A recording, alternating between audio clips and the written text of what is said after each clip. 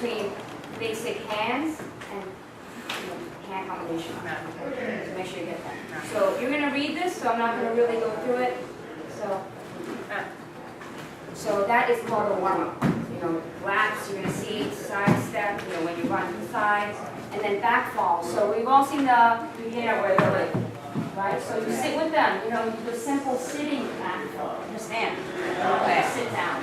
Okay, this thing is really challenging for a lot of people. They end up going like this. So, what we should mention is that a lot of times you want to ask them, are there any injuries we should know about? A lot of beginners might not, be aware of that. Lower back issues, for stomachs, etc.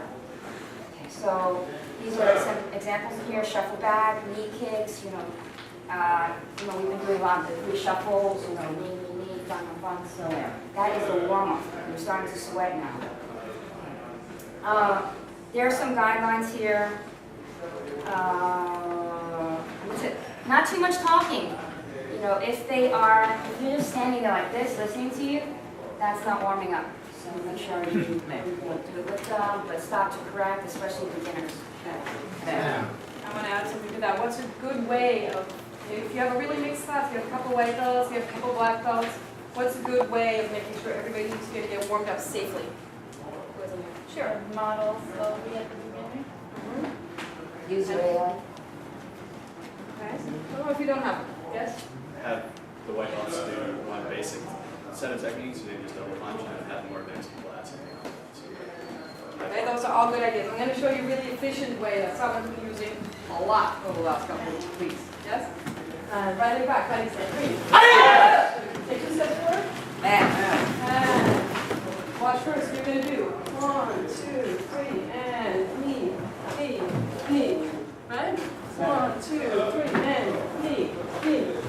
And your own pace. Begin. And yes?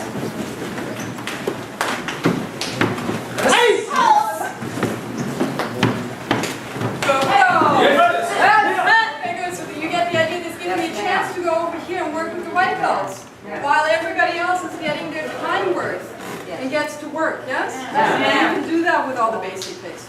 Okay? Good. There's 2 types of counting. There's cadence.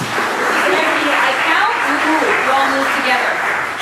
And then there's at their own pace, which is what they even did there. And they both have their advantages, and you should use them both. Cadence is good because everyone's doing the same movement. And so they can focus on the person in front of them doing the same movement 10 times in a row. They really get it. But if they've never done something or it's a complicated movement, you could mix it up into that at your own pace, so you have that chance to go to the white belts and make sure their footwork's correct and maybe adjust a couple things. One of the things we're also going to talk about is corrections. We can only correct everybody so many times, right? Otherwise, most of us can take maybe 3, 4 things that people tell us or have to change, and then we stop listening.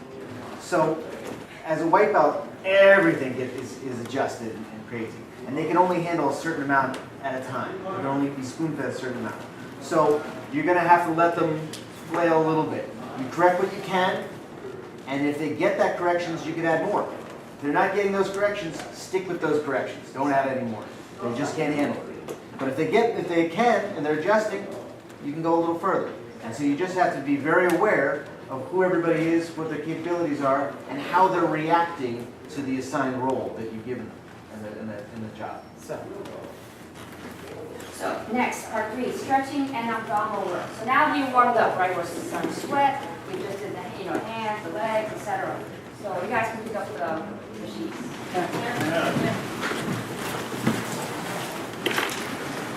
So stretching should always follow the same basic pattern. You've got the ball taking class, right? So lunge to your left, right? Straighten, bend. Now, it's usually how someone likes to get up is from the bent position and then turn. Because see, from the straight position, see, the hamstring is a little bit compromised. So from the bent position, it's easier to get up, especially for beginners. Yeah. And straighten, bend. Side stretch. This is not a side kick stretch, right? So it's a side stretch, and then side stretch, and then transition to seated position. So this, for most of us, it's easy. Oh, we're like this, and just straight into the split.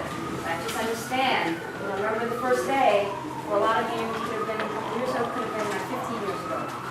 You got to transition them. So this is all, you know, self-explanatory,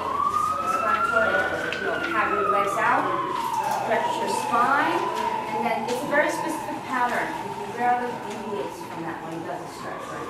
Now up, and then left, left, right, center, then butterfly stretch first, right? Loosens this. Now, there's a reason behind the order of it. Then one leg tuck, then the other leg, and then both legs tuck. Understand? So then there's abdominals. Don't go crazy. You know, the purpose isn't to run the people out. Because actually, when you work the abdominals too hard at the beginning of class, kicking later becomes complicated. Because abdominals are a part of everything that you do. So when you actually get totally fatigued, you know, if you do kicking later or something, you can actually, you know, really hurt something. So obviously, for the higher level people, you know, it's your abdominals are a lot stronger. Beginners, most of them do not have a center core. So to do too much actually weakens and actually has a chance of injury for them. So don't go crazy. I believe he says like 30 of each kind of thing.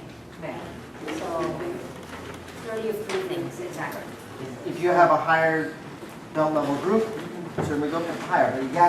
But it's always a balance. You know that. You're working towards the lowest end and the highest end. So there's a mean in the middle that you got to work towards. So you can challenge the higher belts later and keep the white belts from dying. Exactly. And following abdominal, this sequence, you have to look at this, right? It's not like you're doing abdominal and on your feet, right? Then, so make sure you understand the onto stomach, cobra, child's pose, build up, you know, like child's pose like that, right? Stretching out the back, you know, and then stretching out the calves, really important. So make sure you get the calves and walk them in. Okay, I want to add one thing to that because we're all aware of bowing people in and following protocol. Ab warm-up or doing ab work when the class is on their back or lying down on their stomach and you're standing off on the side and someone walks in, what do? No, you do not. You make sure you get the instructor's attention. And the instructor will pick the time when the class can safely get on their feet. And that's important because I see people like girls on their back, and someone goes, oh, and everybody scrambles to their feet and they don't even know how they got there. Yes? And before you know it, all kinds of problems are happening. So no, you get as the instructor, it's your job to have, you know, especially during mat work, to keep attention also to the door and make sure you have nobody piping in, having the class scramble to their feet. Right? So you want to capture first as the instructor, and then you can nod to that red button. Yes, thank you. Got it. Yes? But we also want to be aware on the side that we don't jump into a class that's not ours at the inappropriate moment. Yes? Yeah.